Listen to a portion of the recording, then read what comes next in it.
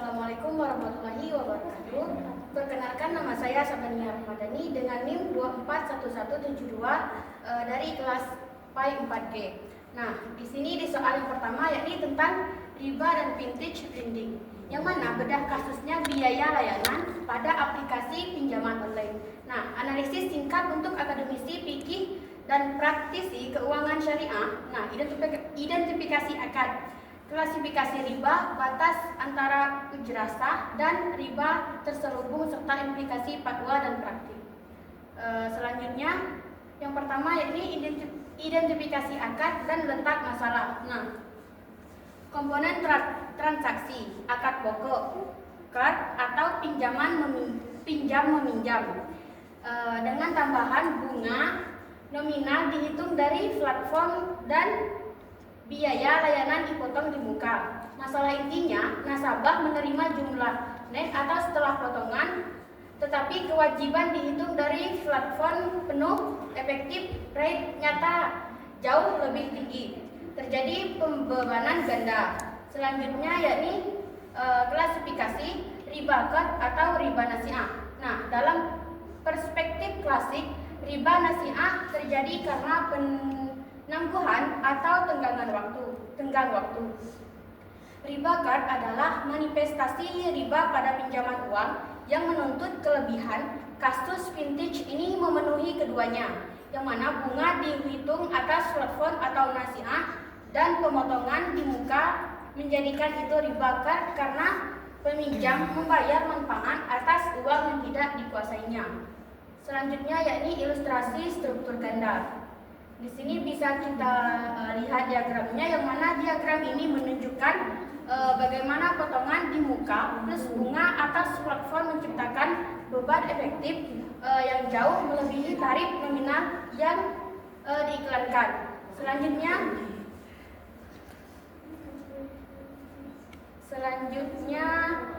kaidah fikih yang relevan, yang mana kaidah yang utama yakni dengan dalil kullu qardin jarran naf'an fahuwa riba, yang artinya setiap qard yang menghasilkan manfaat bagi pemberi adalah riba. Selanjutnya kaidah kontekstual. Hadis dalilnya berbunyi al-ibratu fil uqud, yang artinya substansi akad menentukan kehalalan, bukan sekadar nama biaya. Nah, selanjutnya yakni batas antara ujrasah dan riba terselubung. Kriteria ujrasah, yang mana real dan terukur.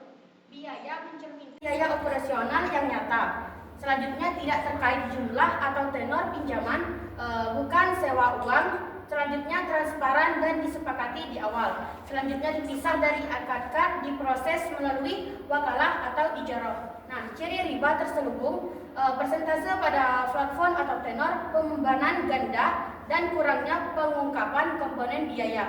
Nah, selanjutnya kerangka normatif, fatwa DSE MUI nomor 117 merekomendasikan penggunaan akad yang jelas atau kod plus wakalah bil ujrah, ijarah, musyarakah sesuai konteks. Nah, implementasi harus menjamin pemisahan akad dan transparansi biaya. Studi empiris menunjukkan adanya praktik yang belum memenuhi standar fatwa.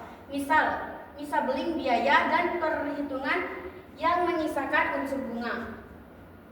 Selanjutnya, temuan penelitian dan risiko praktik, yang mana pertama ini riset lapangan. Beberapa penelitian menemukan implementasi yang tidak konsisten, termasuk komponen biaya yang menyerupai bunga. Selanjutnya ini risiko nyata, yang mana kekaburan informasi, ketidakjelasan basis perhitungan dan penggabungan akad menyebabkan penyimpangan fikih dan potensi kerugian nasabah. Nah, selanjutnya rekomendasi praktis untuk regulasi dan lembaga. Yang pertama yakni mandatory disclosure, wajibkan perincian biaya dan simulasi efektif rate pada aplikasi. Yang kedua yakni pemisahan akad, yakni qard murni dipisah dari akad jasa atau wakalah atau ijarah dan dicatat terpisah. Selanjutnya DVS aktif, yang mana Dewan Pengawas Syariah meninjau struktur, biaya, model bisnis, dan perhitungan secara rutin. Selanjutnya audit dan sanksi. Audit kepatuhan syariah berkala dan sanksi administratif untuk penyimpangan. Nah, yang terakhir literasi nasabah. Kampanye untuk memahami perbedaan platform, PS, dana cair, dan cara menghitung efektif rate. Kesimpulan dan rujukannya. Kesimpulan singkat dari kasus biaya layanan yang dipotong di muka namun bunga dihitung dari platform adalah riba nasiah yang berwujud riba pembeda ujrah sah versus riba terselubung bergantung pada substansi seperti ukur, transparansi, pemisahan akad yang menjadi rujukan normatif penegakan dan pengawasan DPS krusial. Nah, rujukan utamanya dari Fatwa ESN MUI nomor 117 dan studi empiris. Nah, baik, selanjutnya di soal yang ketiga, akad jual beli di era sosial komersi atau COD. Nah, masalahnya problematika hukum sistem cash on delivery atau COD di marketplace. Fenomena masal yaitu konflik saat pembeli menolak bayar atau membuka paksa paket. Selanjutnya,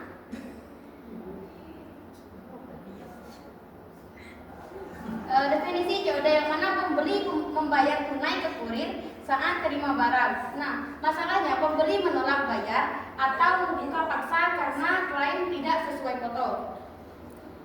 Isu syariah utama. Apakah akad memenuhi rukun dan syarat? Kedudukan hiar atau hak opsi? Apakah bayar dulu baru buka? Itu merusak atau melindungi akad. Selanjutnya, nah di sini dijelaskan rukun jual beli dalam COD. Yang pertama, akidain.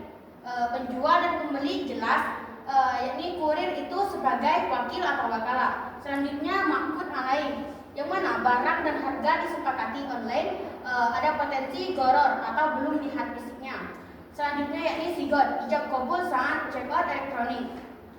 Selanjutnya syarat sah atau taslim al-mabi dan al-habsu. Nah, yang pertama yakni taslim, yaitu penyerahan barang dan harga saling timbal balik. Selanjutnya al-habsu, hak menahan penjual menahan barang sampai bayar, pembeli menahan bayar sampai terima. Ibnu Qudamah, yakni penjual tidak wajib serahkan sebelum terima pembayaran. Selanjutnya hiyar, jenis harapan. Yang pertama yakni mengenai hiyar ru'yah, yang mana opsi setelah melihat barang diakui oleh Imam Hanafi, Maliki, Hambali, sedangkan Imam Syafi'i menolak. Nah, hiyar syart yakni opsi yang disyaratkan awal sah jika disepakati saat checkout. Selanjutnya yakni hiyar aib, yakni opsi karena cacat, yang mana pengembalian atau pengurangan harga setelah terbuka. Selanjutnya perbandingan mazhab soal hiyar ru'yah. Yang pertama mazhab Hanafi, beliau mengakui pembeli boleh lihat sebelum bayar dengan catatan akad final setelah ru'yah. Nah, selanjutnya Imam Maliki mengakui dengan syarat boleh buka jika tidak merusak dengan catatan keterbatasan pada kerusakan.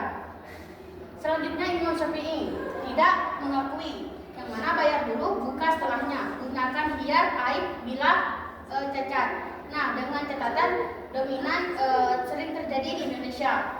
Selanjutnya yakni Imam Hambali, beliau mengakui pembeli berhak melihat sebelum final dengan catatan akad final setelah ru'yah. Nah, selanjutnya ijtihad di kontemporer dan praktik platform. Yang pertama yakni akad sah jika deskripsi produk akurat dan transparan. Selanjutnya bayar dulu buka paket diperbolehkan bila ada mekanisme komplain yang jelas. Nah, selanjutnya platform bertanggung jawab menjamin hiyar aib efektif. Dan yang terakhir yakni pembukaan paksa tanpa bayar melanggar aktual. Selanjutnya ringkasan hukum dan implikasi praktis. Yang mana pertama yakni keabsahan akad. COD pada prinsipnya sah akad terjadi saat checkout. Nah, hak penjual itu bayar dulu baru buka, manifestasi hak al-habsu yang sah. Selanjutnya perlindungan pembeli, IRI plus kebijakan return atau refund menjamin perlindungan pasca pembayaran. Selanjutnya ini sengketa, diselesaikan lewat tasalur antara merchant, kurir, dan platform.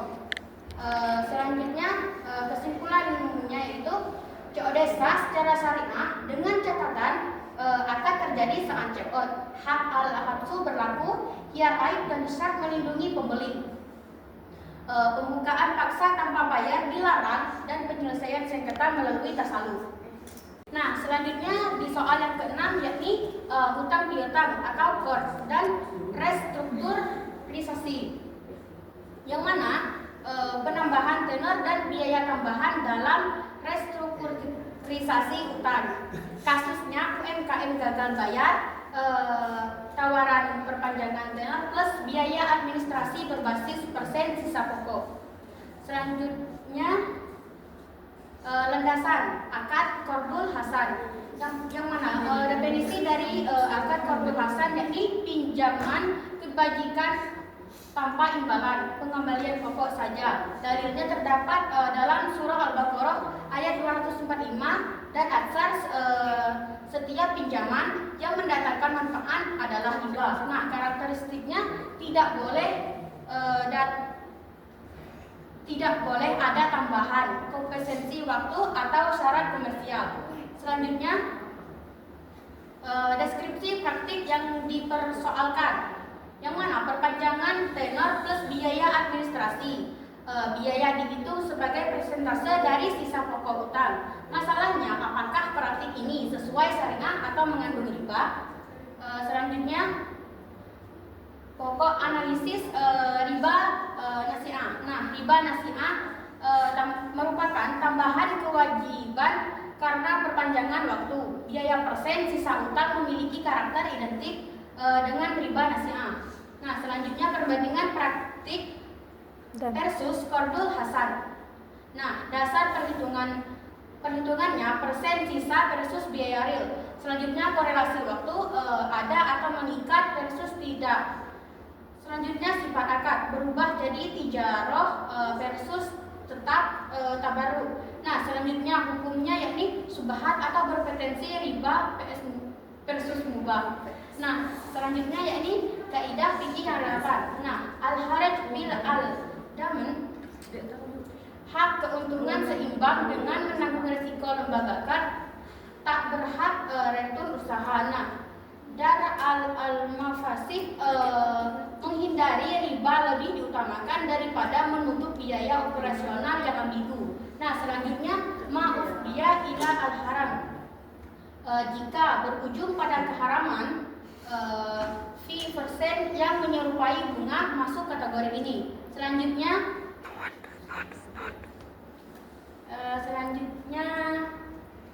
perspektif regulasi syariah. Yang pertama yakni Fatwa DSN MUI nomor 19 tahun 2001 beranggapan biaya hanya boleh wajar, real tidak diproporsional terhadap outstanding. Selanjutnya menurut Fatwa DSN MUI nomor 47 tahun 2005 beranggapan restrukturisasi tidak menambah kewajiban pokok. Selanjutnya POJK dan PSAK beranggapan transparansi biaya larangan unsur komersial dalam akad sosial. Selanjutnya kesimpulannya yakni tidak diperbolehkan. Alasannya dengan alasan yang pertama yakni biaya berkorelasi langsung dengan nominal hutang. Nah, yang kedua tidak mencerminkan biaya yang real, dan selanjutnya yakni bertentangan dengan maksud tabarruk. Nah, yang terakhir menyerupa mekanisme bunga konvensional atau riba nasi'ah.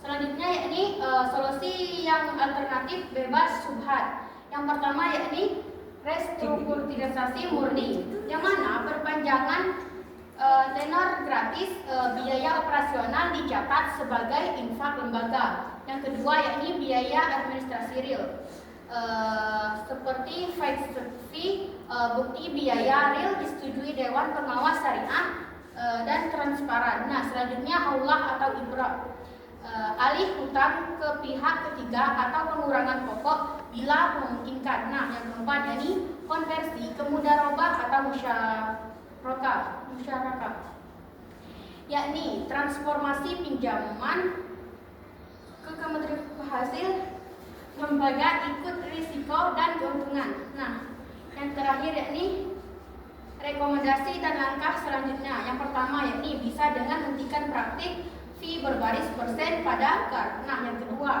kembangkan kebijakan biaya operasional tetap dan terukur Nah, selanjutnya yakni libatkan Dewan Pengawas Syariah dalam setiap restrukturisasi. Nah, yang keempat yakni pertimbangkan konversi AKAR ke skema bagi hasil jangka menengah. Nah, sekian penyampaian materi dari saya. Kurang lebihnya saya mohon maaf. Wassalamualaikum warahmatullahi wabarakatuh.